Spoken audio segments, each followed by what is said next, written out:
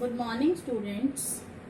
आज का हमारा टॉपिक है रिवैल्यूएशन अकाउंट, पुनर्मूल्यांकन खाता। रिवैल्यूएशन अकाउंट क्यों बनाया जाता है?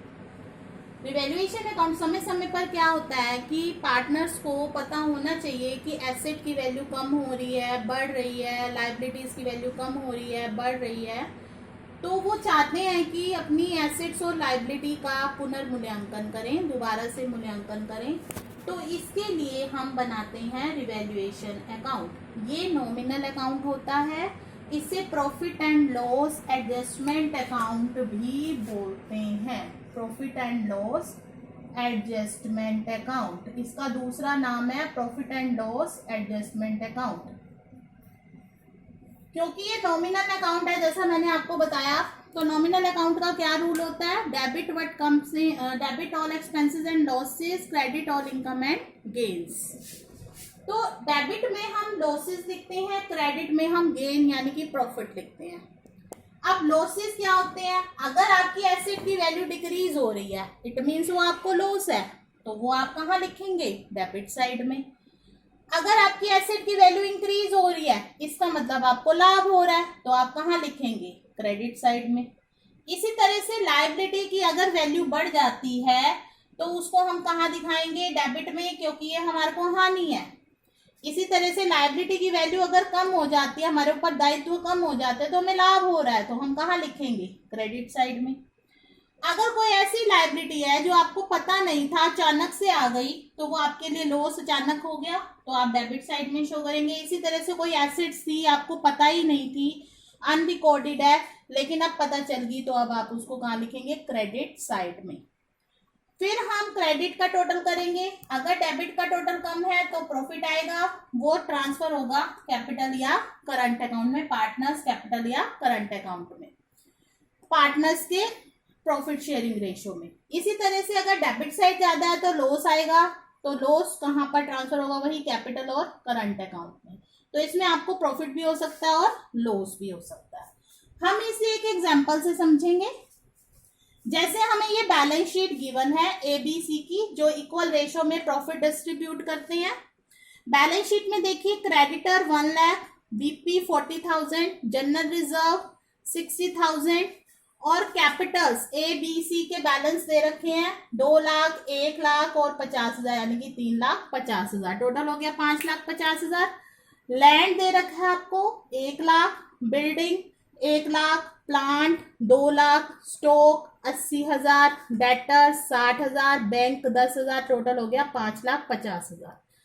और हमें एडिशनल इंफॉर्मेशन दे रखी है जिसके बेस पे हम रिवैल्यूएशन अकाउंट बनाएंगे। देखिए क्या लिखा है?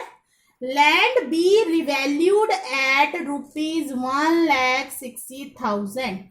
लैंड का पुनर्मूल्यांकन किया गया 1,60,000। अब ये देखिए, लैंड यहाँ कितने की दे रखी है आपको? 1 लाख की।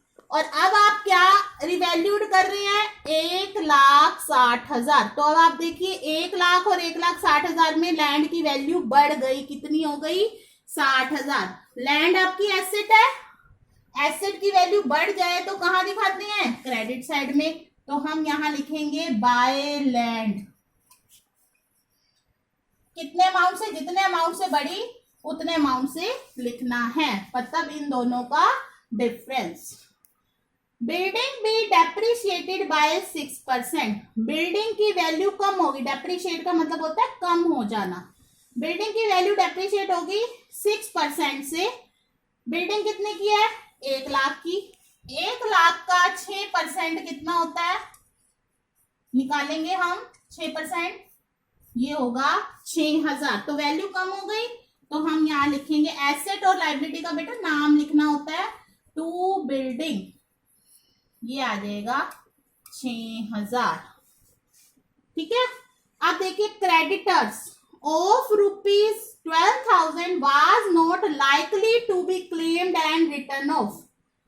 क्रेडिटर थे 12,000 के। 12,000 के क्रेडिटर जो हैं अब क्लेम नहीं होंगे और उसको खत्म किया जाए, इसका मतलब ये है। अब क्रेडिटर 12,000 के नहीं है, यानी कि 1 लाख में 12,000 के क्रेडिटर मना कर गए कि हमें अब उनको पेमेंट नहीं करना, तो अब ये आपको प्रॉफिट हुआ है, तो आप प्रॉफिट को कहाँ शो करेंगे? क्रेडिट में, बाय क्रेडिटर्स। ये आ जाएगा 12,000। और कुछ भी चेंजेस नहीं हुए, बाकी एसेट एज इट इज आएंगी।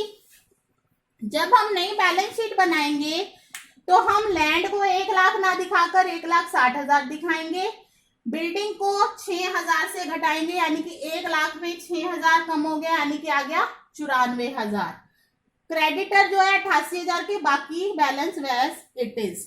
ठीक है, सिर्फ कैपिटल का बैलेंस चेंज होगा, वो हम बाद में देखेंगे। अभी फिलहाल आपको रिवैल्यूएशन अकाउंट मैंने बताया कि एसेट की वैल्यू डिक्रीज हुई तो डेबिट में, एसेट की वैल्यू इंक्रीज हुई, कितने से इंक्रीज हुई? 60,000 से, तो वो क्रेडिट में। क्रेडिटर जो है आपके कम हो गए, इसका मतलब लायबिलिटी डिक्रीज हो गई, तो क्रेडिट साइड में आ जाएगा। अब हम क्या करेंगे? टोटल करेंगे। टोटल देखिए इधर का ज्यादा आ रहा है, आपने इधर से टोटल कर दिया, जो ज्यादा वाला होता है वही दोनों साइड लिखना होता है। ये 72,000 लिख दिया हमने। अब यहाँ प्रॉफिट आएगा, to profit transfer to capital account. Current account में तब लिखते हैं जब फिक्स कैपिटल दे रखी होती है, वरना कैपिटल अकाउंट में लिखा जाता है। देखिए 72,000 में से 6,000 चले गए, कितने रह गए? 66,000।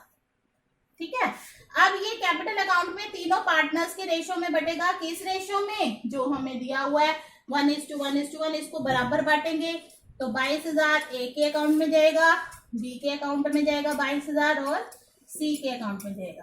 इस तरह से ये क्वेश्चन करना है।